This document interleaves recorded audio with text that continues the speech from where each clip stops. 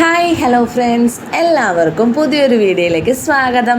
അപ്പോൾ ഞാനിന്ന് വന്നിരിക്കുന്ന നല്ല വെറൈറ്റി ആയിട്ടുള്ളൊരു മുട്ട ബിരിയാണി ആയിട്ടാണ് കേട്ടോ. വെറൈറ്റി എന്ന് പറഞ്ഞു കഴിഞ്ഞാൽ എന്താ ഇപ്പോൾ എഗ് ബിരിയാണിയിൽ ഇത്ര വലിയ വെറൈറ്റി ഒരു സംഭവം ഉണ്ട് കേട്ടോ. ഞാനിതിനകത്ത് വെറൈറ്റി ആയിട്ട് 1-2 വെജിറ്റബിൾസ് കൂടി ആഡ് ചെയ്തിട്ടുണ്ട്. വഴുതനങ്ങയാണ് കേട്ടോ. വഴുതനങ്ങ ഇട്ട് ആരെങ്കിലും ഇതുവരെ ബിരിയാണി വെച്ചിട്ടുണ്ടോ? പക്ഷേ ഇതുപോലെ ഒന്ന് വെച്ച് നോക്കണം കേട്ടോ. നല്ല ടേസ്റ്റായിരുന്നു കേട്ടോ, അടിപൊളിയായിരുന്നു. ഇവിടെ കുഞ്ഞുങ്ങൾക്കൊക്കെ ഒരുപാട് ഇഷ്ടപ്പെട്ടു. വഴുതനങ്ങയൊക്കെ വെച്ച് കൊടുത്താൽ കഴിക്കാത്ത കുഞ്ഞുങ്ങൾക്ക് ഇതുപോലെ ഒന്ന് വെച്ച് കൊടുത്തു കഴിഞ്ഞാൽ അവർ കഴിച്ചോളും കേട്ടോ. അപ്പോൾ നമുക്ക് വീഡിയോയിലേക്ക് പോകാം. ആദ്യം തന്നെ നമുക്ക് റൈസ് വെള്ളത്തിലിട്ട് വെക്കണം കേട്ടോ. നിങ്ങൾക്ക് ആവശ്യമുള്ള അനുസരിച്ച് റൈസ് വെള്ളത്തിലിട്ട് വെക്കുക. ഞാനിവിടെ 1.5 ഗ്ലാസ് അരിയാണ് കേട്ടോ എടുത്തിരിക്കുന്നത്. ബസുമതി റൈസാണ്, വലിയ റൈസിൽ വലിയ നീളമുള്ള അരിയിൽ അതാണ് കേട്ടോ. 1.5 ഗ്ലാസ് എടുത്തിട്ടുണ്ട്. അപ്പോൾ ഇത് ആദ്യം തന്നെ നമുക്കൊന്ന് വെള്ളത്തിലിട്ട് ഒന്ന് സോക്ക് ചെയ്യാനായിട്ടൊരു 10-15 മിനിറ്റ് ഞാൻ മാറ്റി വെക്കും കേട്ടോ. നിങ്ങളെ ഒന്ന് കാണിച്ചു തരിക കേട്ടോ. ഞാൻ എടുത്തിരിക്കുന്ന റൈസ് ഏതാണെന്ന്. വലിയ അരിയാണ്, എനിക്ക് അതാണ് കേട്ടോ ഇഷ്ടം. ചെറിയ ജീരക റൈസിനെക്കാളും എനിക്കിഷ്ടം വലിയ റൈസാണ് കേട്ടോ. അപ്പോൾ ഇത് നമുക്ക് വെള്ളത്തിലിട്ട് വെക്കാം കുറച്ച് നേരം. നന്നായിട്ടൊന്ന് വാഷ് ചെയ്യണം കേട്ടോ, അല്ലെങ്കിൽ ഒരു ചെറിയ പശപ്പ് അങ്ങനെ എന്തെങ്കിലും സംഭവങ്ങളൊക്കെ ഉണ്ടെങ്കിൽ ഒന്ന് പോകാനായിട്ടാണ് നമ്മൾ നന്നായിട്ടൊന്ന് വാഷ് ചെയ്തതിന് ശേഷം നമുക്ക് വെള്ളം ഒഴിച്ച് ഒന്ന് സെറ്റാക്കി അവിടെ മാറ്റി വെക്കാം കേട്ടോ കുറച്ച് നേരം. അപ്പോൾ അതിന് ശേഷം നമുക്ക് അരി വേകാനായിട്ടുള്ള സെറ്റപ്പൊക്കെ റെഡിയാക്കാം. പാത്രത്തിനകത്തോട്ട് നമുക്ക് സ്പൈസസ്, ഏലക്ക, ഗ്രാമ്പൂ, കറുവപ്പട്ട അങ്ങനത്തെ ഐറ്റംസൊക്കെ ഇല്ല, അതൊക്കെ ഇട്ടിട്ട് നമുക്കൊന്ന് റൈസ് ഒന്ന് വെള്ളം തിളച്ച് വരുമ്പോഴത്തേക്കും നമുക്ക് റൈസ് ഇട്ട് കൊടുക്കാം. അതൊക്കെ നമുക്ക് അറിയാവുന്ന കാര്യങ്ങളാണല്ലോ, അതൊന്നും നമ്മൾ പറയേണ്ട ആവശ്യമില്ല. അപ്പോൾ നമുക്ക് ഇതിന് വേണ്ടി ആവശ്യമായ സംഭവങ്ങൾ എന്തൊക്കെയാണെന്ന് നോക്കാം കേട്ടോ. ഞാനിവിടെ എടുത്ത് വെച്ചിട്ടുണ്ട്. അരിഞ്ഞ് സബോളയുണ്ട്, ഒരു തക്കാളി എടുത്തിട്ടുണ്ട് കേട്ടോ, ഒരു 2-3 പച്ചമുളക് എടുത്തിട്ടുണ്ട്. പച്ചമുളകൊക്കെ നിങ്ങളുടെ ഇഷ്ടത്തിനനുസരിച്ച്. പിന്നെ കിഴങ്ങാണ് കേട്ടോ ഞാൻ എടുത്തിരിക്കുന്നത്, കണ്ടോ, കിഴങ്ങ് എടുത്തിട്ടുണ്ട്. എരിവിനനുസരിച്ചുള്ള പച്ചമുളകാണ് കേട്ടോ ഞാൻ ഉദ്ദേശിച്ചത്. പിന്നെ ഞാൻ കറിവേപ്പിലയുണ്ട്, മല്ലിയിലയുണ്ട്, പുതിനയിലയുണ്ട്.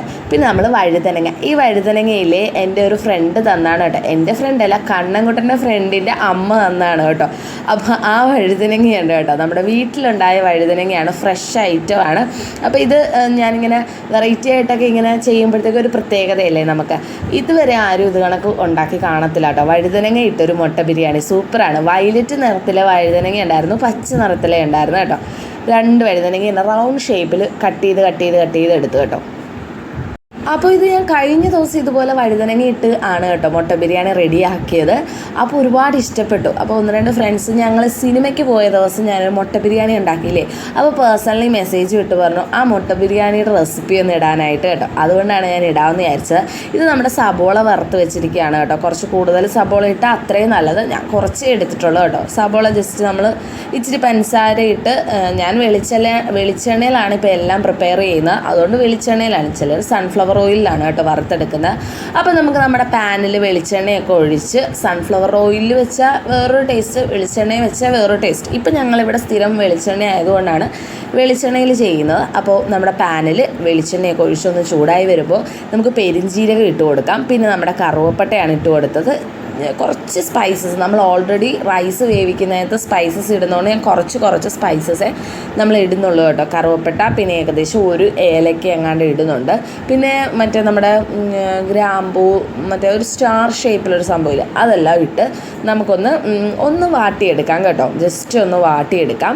ഒന്ന് വാടി വരുമ്പോഴത്തേക്കും ഒന്ന് വാട്ടിയിട്ട് വേണം കേട്ടോ അടുത്ത സ്റ്റെപ്പ് നമുക്ക് ചെയ്യാനായിട്ട്, അല്ലെങ്കിൽ ആ ഒരു അതിൻ്റെ ഒന്ന് ഫ്ലേവർ ആ എണ്ണയിലോട്ട് ഇറങ്ങത്തില്ല. അതിനുശേഷം നമ്മൾ അരിഞ്ഞു വെച്ചിരിക്കുന്ന സബോളയാണ് ഇട്ട് കൊടുക്കുന്നത് കേട്ടോ. സബോള നിങ്ങളുടെ ആവശ്യത്തിനനുസരിച്ച് കേട്ടോ. നമ്മൾ റൈസിൻ്റെ ക്വാണ്ടിറ്റി അനുസരിച്ച് നമ്മുടെ ഗ്രേവിക്കും ക്വാണ്ടിറ്റി കൂട്ടാം. അപ്പോൾ അതിന് ശേഷം ഉപ്പിട്ട് കൊടുക്കുകയാണ്. ആ സബോളയ്ക്കൊക്കെ ഒരു ഉപ്പ് വേണമല്ലോ, അപ്പോൾ അതൊന്ന് വാടി വരാനൊക്കെ ആയിട്ട് ഇച്ചിരി ഉപ്പിട്ട് കൊടുത്തു. അതിന് ശേഷം ഞാൻ ജിഞ്ചർ ഗാർലിക് പേസ്റ്റാണ് കേട്ടോ ഇട്ട് കൊടുക്കുന്നത്. അതുമെല്ലാം കൂടെ ഒന്ന് നന്നായിട്ട് വാടി വരട്ടെ കേട്ടോ. നല്ലപോലെ ഒന്ന് വാടി വരട്ടെ. അപ്പുറത്തെ സ്റ്റൗവിൽ നമ്മുടെ റൈസ് വേകുന്നുണ്ട് കേട്ടോ. അപ്പോൾ അതൊന്ന് നന്നായിട്ട് വാടി വരുമ്പോഴത്തേക്ക് നമുക്ക് കുറച്ച് കറിവേപ്പില ഇട്ട് കൊടുക്കാം. കറിവേപ്പില ഇട്ട് നന്നായിട്ടൊന്ന് വാടി വരുമ്പോൾ 3 പച്ചമുളക് കേട്ടോ.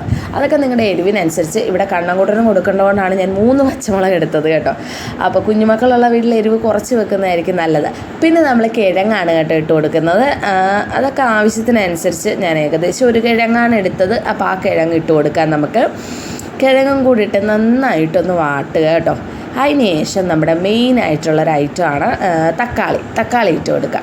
തക്കാളിയൊക്കെ ഒരെണ്ണം മതി കേട്ടോ, അല്ലെങ്കിൽ പിന്നെ ഭയങ്കര ഗ്രേവി ആയിരിക്കും. ഒരുപാട് ഗ്രേവിയുടെ ആവശ്യമില്ല. ഒരുപാട് ഗ്രേവി ബിരിയാണിക്ക് ഇഷ്ടമുള്ളവർ നമുക്ക് ഒരുപാട് തക്കാളി ഇട്ട് കൊടുക്കാം. ഞാൻ ഒരു തക്കാളിയെ ഇട്ട് കൊടുക്കുന്നുള്ളൂ. പിന്നെ നമ്മുടെ മെയിൻ ഐറ്റമായ വഴുതനങ്ങ ഇട്ട് കൊടുക്കാം കേട്ടോ. പച്ച വഴുതനങ്ങയുണ്ട്, വയലറ്റ് വഴുതനങ്ങയുണ്ട് കേട്ടോ. അപ്പോൾ ഫ്രഷാണ്, നമ്മുടെ വീട്ടിലുണ്ടായ ഫ്രഷ് വഴുതനങ്ങയാണ്.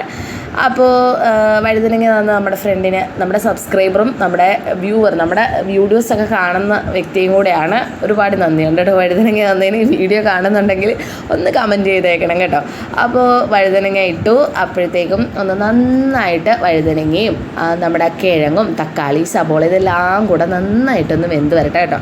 ഒന്ന് വാടി വരുമ്പോഴത്തേക്കും തന്നെ നമുക്ക് മനസ്സിലാവും വഴുതനങ്ങയുടെ കളറൊക്കെ ഒന്ന് മാറിയിട്ടുണ്ട്. അപ്പോൾ തന്നെ നമുക്ക് കുറച്ച് മഞ്ഞൾപ്പൊടി, കുറച്ച് മുളക് പൊടി, കുറച്ച് മീറ്റ് മസാലപ്പൊടി, ഇത്രയും സാധനങ്ങളാണ് കേട്ടോ ഞാൻ ഇട്ട് കൊടുത്തിരിക്കുന്നത്. എല്ലാം കുറച്ച് ബിരിയാണിയിൽ കുറച്ച് മസാല ഇട്ടാൽ മതി കേട്ടോ.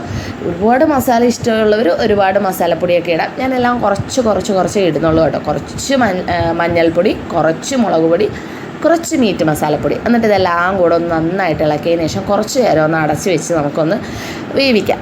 അതിന് ശേഷം കുറച്ച് മല്ലിയിലയൊക്കെ ഇട്ട് കൊടുക്കാം. മല്ലിയിലയൊക്കെ ഓപ്ഷണലാണ്, നിങ്ങൾക്ക് ഇഷ്ടമുണ്ടെങ്കിൽ മാത്രം ഇട്ട് കൊടുക്കുക കേട്ടോ. ചില ആളുകൾക്ക് മല്ലിയിലയുടെ ഫ്ലേവർ ഇഷ്ടമല്ല. ഇവിടെ എനിക്കിഷ്ടമല്ലായിരുന്നു, പക്ഷേ ഇപ്പോൾ എനിക്കിഷ്ടമാണ് കേട്ടോ. അതിന് ശേഷം നമ്മുടെ റൈസൊക്കെ ഇവിടെ വന്ന് നല്ല വിട്ട് വന്നിട്ടുണ്ട് കേട്ടോ.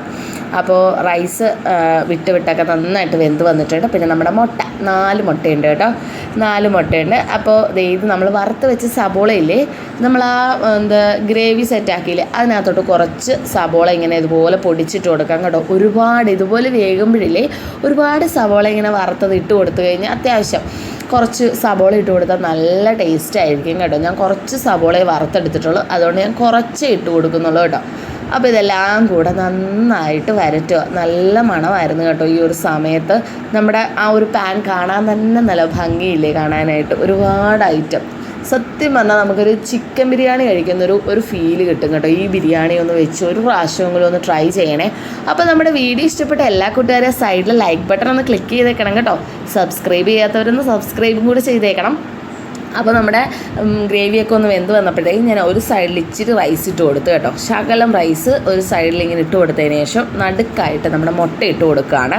മുട്ടയിട്ട് ഒന്നൊന്ന് വരട്ടണം കേട്ടോ. ഒന്ന് ജസ്റ്റ് ഒന്ന് വാട്ടി കൊടുത്താൽ മതി, കാരണം അടിഭാഗത്തായിരിക്കും മുട്ട ഞാൻ ഇട്ടേക്കുന്നത് കേട്ടോ. മുട്ട ആ ഒരു താഴത്തെ വശത്ത് ഇരിക്കുന്നതുകൊണ്ട് ആ ഗ്രേവിയൊക്കെ ഒന്ന് ജസ്റ്റ് മുട്ടയിലൊക്കെ ഒന്ന് പറ്റിപ്പിടിച്ചൊക്കെ ഇരുന്നോളും.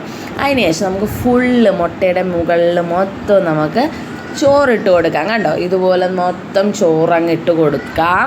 ചോറിട്ട് കൊടുത്തതിന് ശേഷം നമ്മുടെ സബോളയൊക്കെ ഒന്ന് വെതറി കൊടുക്കാം. നമ്മുടെ കയ്യിൽ എന്തൊക്കെയുണ്ടോ അതെല്ലാം വെതറി കൊടുക്കണമെന്നല്ല കേട്ടോ, സബോള വെതറി കൊടുക്കാം. അതിന് ശേഷം നമുക്ക് മല്ലിയില ഉണ്ടാവുമല്ലോ, മല്ലിയില പുതിനയില അതൊക്കെ വെതറി കൊടുക്കാം. പിന്നെ എൻ്റെ ഒരു ഐറ്റമാണ് മഞ്ഞൾപ്പൊടി.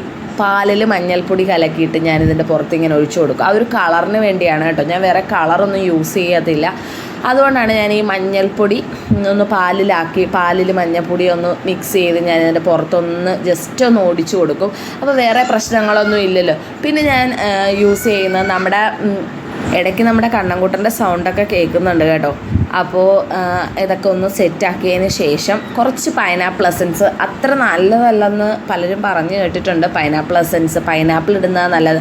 പക്ഷേ പൈനാപ്പിൾ ഇട്ട് കഴിയുമ്പോഴത്തേക്കും ഇല്ലേ സാധനം പെട്ടെന്ന് ചീത്തയാവും. ബിരിയാണി ഇത്ര സമയത്തിനുള്ളിലൊക്കെ ചീത്തയാവും. അതുകൊണ്ടാണ് ഞാൻ പൈനാപ്പിൾ ഇട്ട് ഞാൻ വെക്കാത്തത്.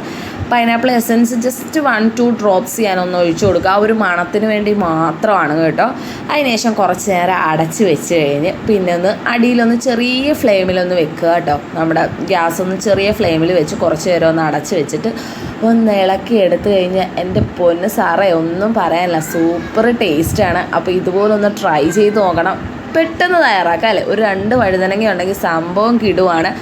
അടിപൊളി, നല്ല ഭംഗിയില്ലേ കാണാനായിട്ട്, നല്ല കളർഫുള്ളായിട്ടുള്ളൊരു മുട്ട ബിരിയാണി. ഇതുപോലെ ആരും ട്രൈ ചെയ്തിട്ടുണ്ടാവില്ല അല്ലേ. ഒന്ന് ട്രൈ ചെയ്ത് നോക്കണേ ഇതുപോലെ കേട്ടോ. നല്ല സൂപ്പർ ടേസ്റ്റ് ആയിരുന്നു കേട്ടോ. ഇവിടെ കണ്ണൻകുട്ടനും പൊന്നുകുട്ടിക്കൊക്കെ ഒരുപാട് ഇഷ്ടപ്പെട്ടു. അപ്പോൾ ബൈ.